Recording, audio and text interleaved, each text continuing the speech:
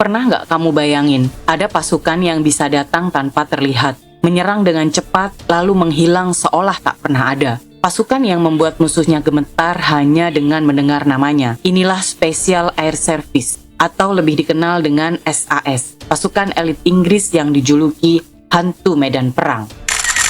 SAS bukan sekedar pasukan biasa. Mereka adalah legenda hidup dalam dunia operasi militer. Reputasi global mereka dibangun dari kombinasi pelatihan ekstrim, misi rahasia beresiko tinggi, dan keberhasilan yang mengubah peta operasi khusus dunia. Dari medan gurun Afrika Utara di era Perang Dunia II hingga operasi kontraterorisme modern di Irak dan Afghanistan, SAS selalu berada di garis depan.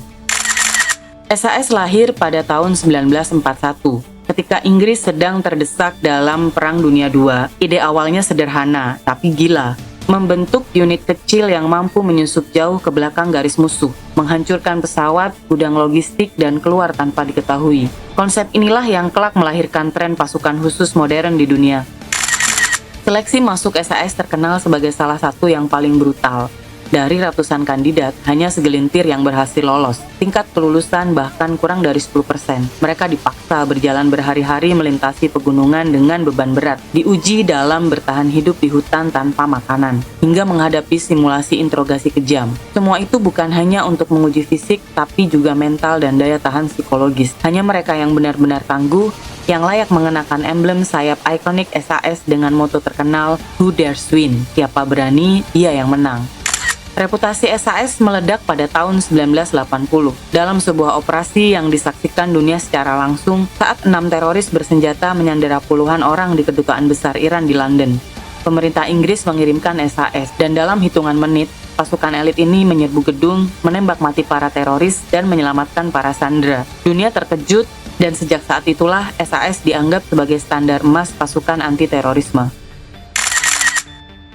Namun, kiprah mereka tidak berhenti di sana. SAS juga memainkan peran besar. Di Irak, di Afghanistan, hingga Afrika, mereka melakukan operasi senyap, memburu pemimpin pemberontak, menghancurkan jaringan logistik musuh, bahkan melaksanakan visi yang detailnya sampai sekarang tetap dirahasiakan.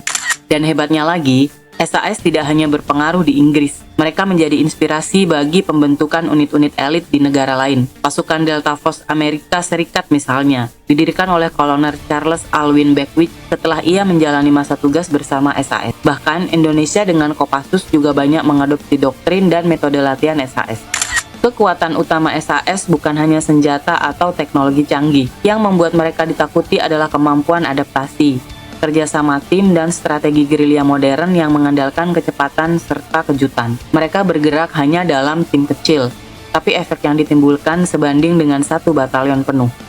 Ada sebuah kisah terkenal ketika hanya 4 anggota SAS berhasil menghadapi ratusan musuh di Timur Tengah dan keluar sebagai pemenang. Kisah seperti inilah yang menegaskan bahwa SAS bukan sekedar pasukan elit, melainkan simbol keberanian, disiplin, dan keahlian yang hampir tak tertandingi.